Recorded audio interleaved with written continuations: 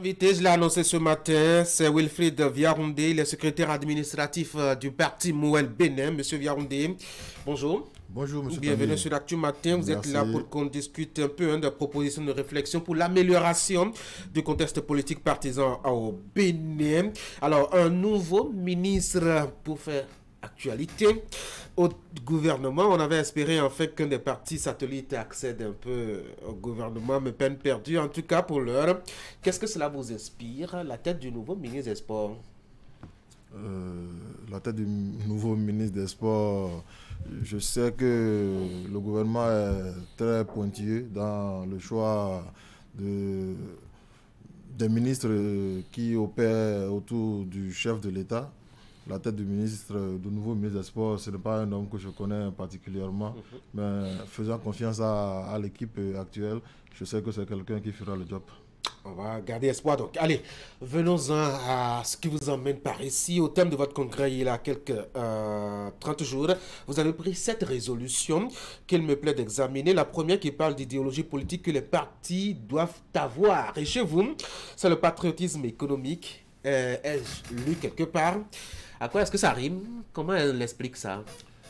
Merci, monsieur Tanguy. Je vais, avec votre permission, corriger un peu vos propos. L'idéologie de Mouel Bénin n'est pas le patriotisme économique. Qu'est-ce que c'est? L'idéologie de Mouel Bénin, c'est la social-démocratie réaliste. La social-démocratie, si vous voulez, adaptée aux exigences de la mondialisation. Sinon, le patriotisme économique, c'est la vision économique de Mouel Bénin. Alors, parlant de la vision économique de Mouel Bénin, c'est le consommons local. C'est produire ce que nous consommons, et consommer ce que nous produisons pour, comme le dit l'hymne du parti, véritablement mettre la jeunesse au travail, créer de la valeur ajoutée à l'intérieur, donc booster le développement. Voilà la vision. Oui, mais vous soutenez un gouvernement justement qui est pure économie, avec un mode de gouvernance qu'on connaît. Hein. En quoi est-ce que ça a un lien avec vos choix là? Non. Je ne pense pas que cela ait un lien ou que cela ait une influence sur cette vision économique de Mouel Bénin. Je pense plutôt que le fait d'adopter cette vision économique et de voir que le gouvernement est dans la même dynamique, plutôt nous conforte dans ce choix de vision économique, parce que nous sommes persuadés qu'il ne peut avoir de développement sans la production et la consommation locale. Il faut dire qu'avant l'avènement du gouvernement de la rupture, merci bien, la consommation et surtout la production locale n'était pas vraiment mise en valeur. Donc nous disons... Est-ce qu'aujourd'hui c'est mis en valeur?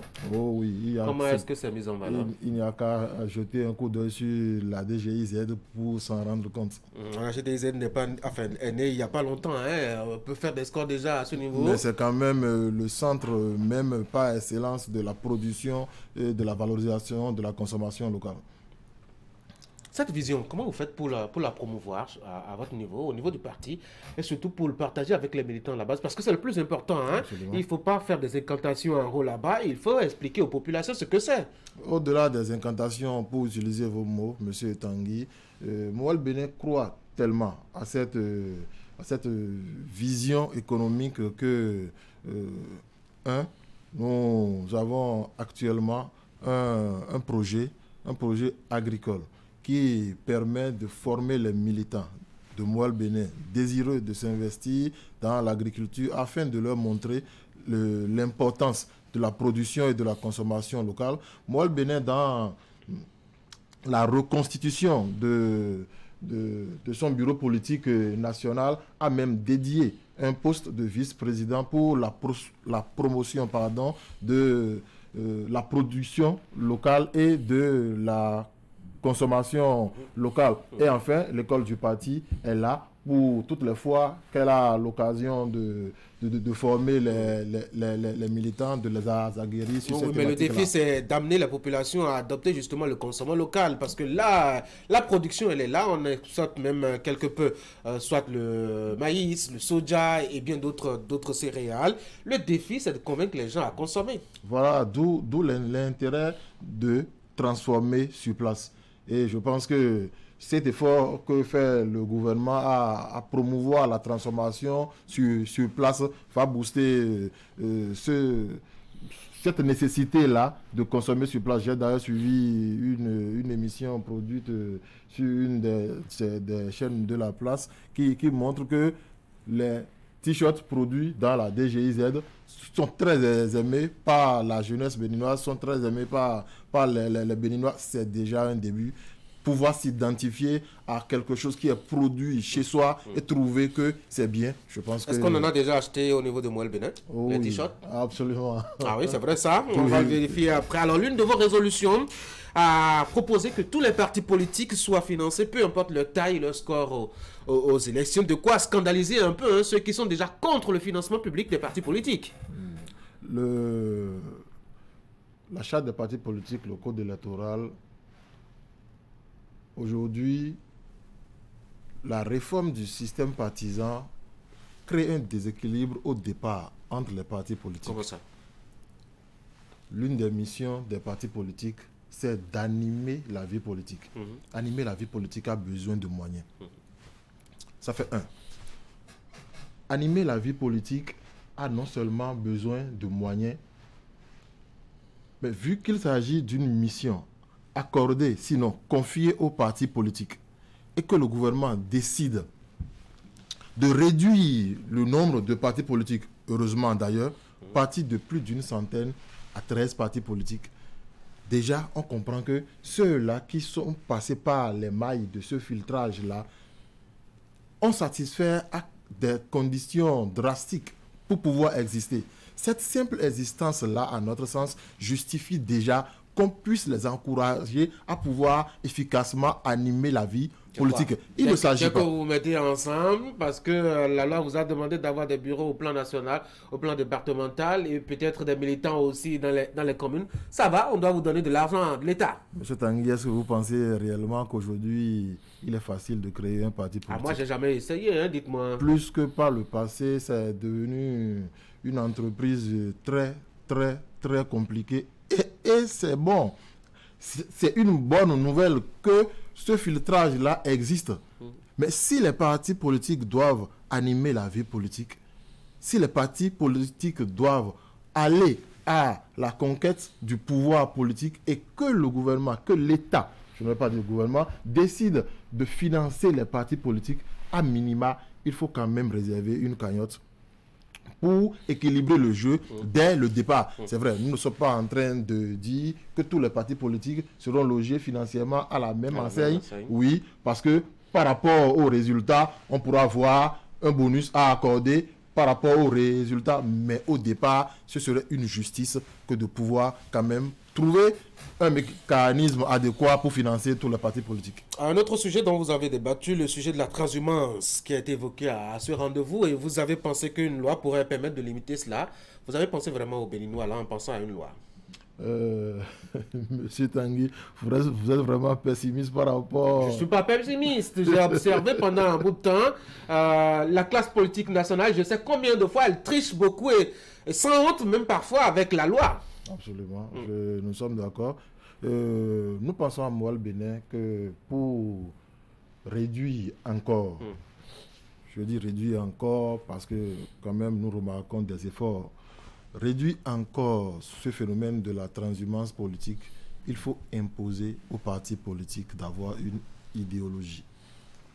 Le fait que... Tous les partis politiques actuels ont une idéologie, hein, ce qui existe au moins officiellement. Non, justement. Parce que le code électoral, la charte des partis politiques, pardon, ne fait pas obligation aux partis politiques d'avoir une idéologie.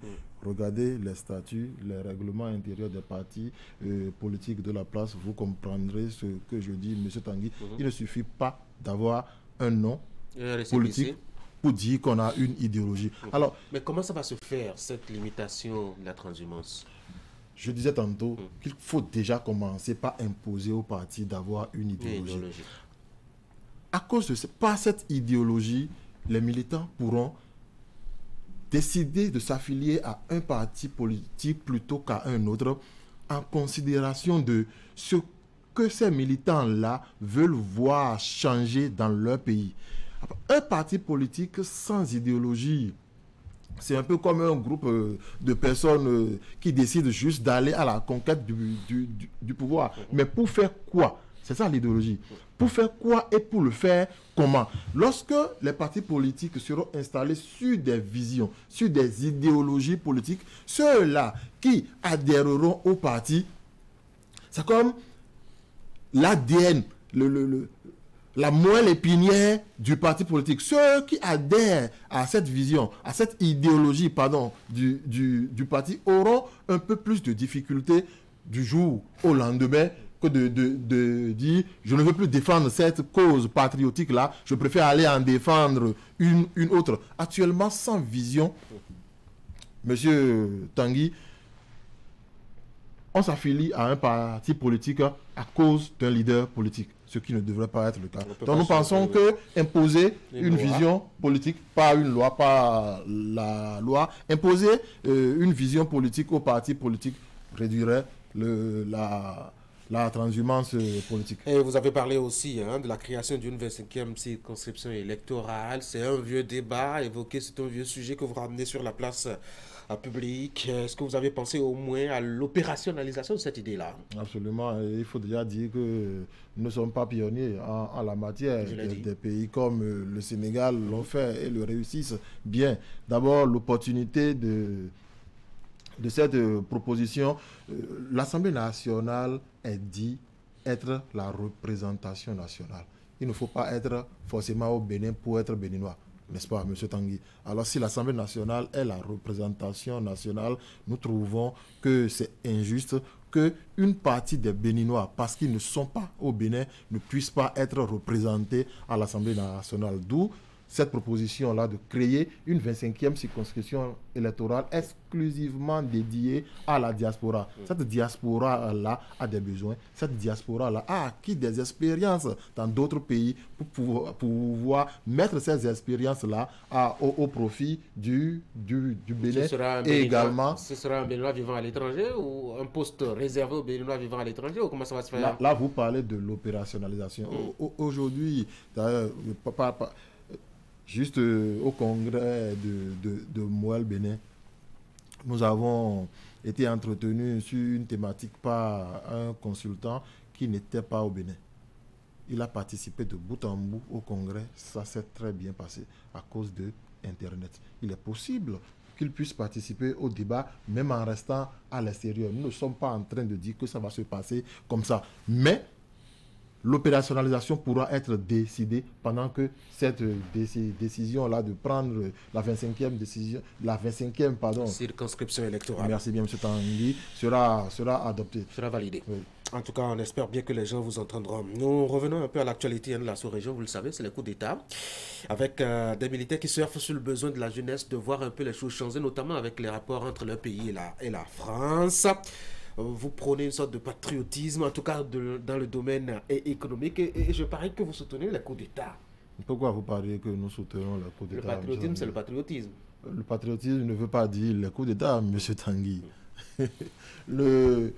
À Moelle Bénin, nous restons attachés, très attachés à la démocratie, à la République. C'est vrai que l'autodétermination des peuples est quelque chose de sacré. Nous pensons que les peuples sont libres de choisir qui va les diriger, comment on va les diriger. Voilà pourquoi à Moelle Bénin, nous disons que la démocratie n'est pas un principe universel. La démocratie doit être adaptée aux réalités du milieu. Pour revenir à votre question, nous ne faisons pas l'apologie des coups d'État. Nous pensons que les États sont libres de pouvoir décider de leur avenir, mais étant démocrates, étant républicains, M. Tanguy, nous pensons qu'il faut que force reste à la loi. Nous pensons qu'il faut rester collé aux valeurs de la République, mais pour autant que les institutions de l'État soient viables, que les institutions de l'État, qu'on les respecte, qu'on les renforce plus que et qu'elle respecte les aussi personnes. les peuples aussi dans leur volonté, dans leur démarche. Monsieur Wilfried Viaoundé, merci beaucoup d'être venu sur l'Actu Matin. Merci, M. Je rappelle Tanguy, que vous êtes c'est moi. secrétaire administratif de Mouel Bénin. Vous rendiez compte sur ce plateau des résolutions prises dernièrement au congrès de votre parti politique. Bonne journée. Merci, M. Bien de choses à Tanguy. votre président de ma part Merci. aussi. Mesdames et messieurs, on va marquer une pause maintenant.